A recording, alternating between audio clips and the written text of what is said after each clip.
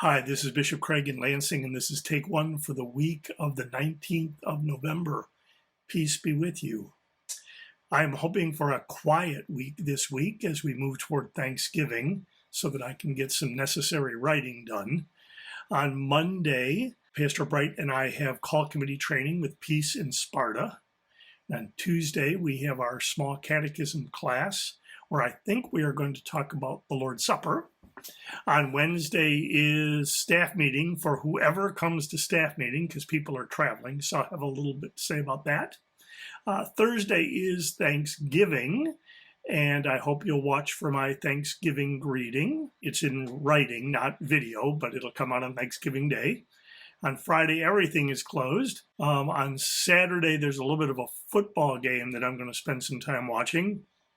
And on Sunday, I will be at Lord of Life in Portage to install Pastor Martha Porter Reed as pastor and to honor Pastor Joan Herbon as pastor emeritus. So that is what the week looks like. The ELCA has given the churchwide staff the week off this week, so things will be quiet at churchwide. And Pastor David, he is away for the whole week. Pastor Chrissy is also doing some traveling to be near family. And I think Rebecca's got family coming. So I'm really grateful that our staff is getting some family time this Thanksgiving week, which means we might be slow in responding. And I ask your patience, especially Thursday and Friday. Sunday is Christ the King Day. We celebrate Christ the King, which is the last Sunday in the liturgical year.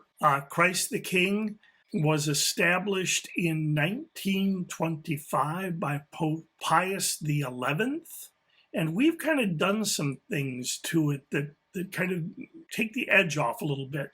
First, we've tried to take the king out of Christ the King and talk about the reign of Christ, or Christ the sovereign, or Christ the queen even. Pope Pius established Christ the King to stand up to and to contrast some would-be worldly kings like Hitler and Mussolini. And we still have some would-be strongman kings running around today. I think there is assurance and hope, knowing that ultimately, come what may, Christ will be king. Christ will reign all in all. So this year, I think I'm inclined to leave the king in Christ the King. The good news being Christ will be king. The second thing we seem to do, especially when the gospel reading for this year is the final judgment, the sheep and the goats, is to make Christ the King about judgment. You know, Jesus puts the sheep at his right hand and the goats at his left and says to the right, those at his right hand, come inherit the kingdom prepared for you from the foundation of the world.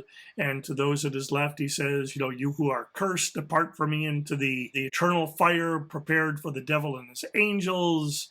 And it's all that comes down to, what did you do for the least of these? Because what you did for the least of these, you did for me. And so the inevitable question is, are we sheep or are we goats? And if we make this about judgment, we're in trouble. Because I think most of us have more goat in us than sheep, at least some days. But this is about Christ the King. Jesus calls those at his right hand the sheep, those blessed by my Father. And in Jesus, we are blessed by God, because God gives Jesus to us and for us. And so the sheep are not those who try to live a good life to get into the kingdom, but those who live as though we have inherited the kingdom in Jesus Christ.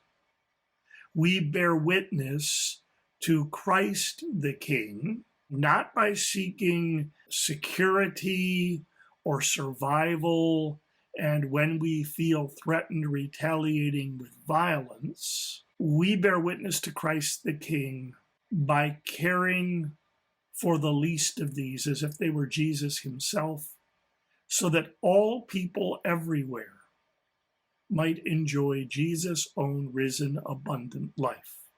The good news, I think, is that Christ is King ultimately, and the invitation for us who have been blessed by God in Jesus is to bear witness to that kingdom. In my sermon, I'm going to talk about by our treatment of the least of these, we pay homage, we honor Christ our King. So that's the invitation as we celebrate Christ the King. So I hope you've experienced the blessing and the assurance and the hope of knowing that come what may, ultimately, Jesus will reign as King, all in all. I'm Bishop Craig, and this is Take One. Have a very, very happy Thanksgiving and a joyous Christ the King celebration. Peace be with you. Take care.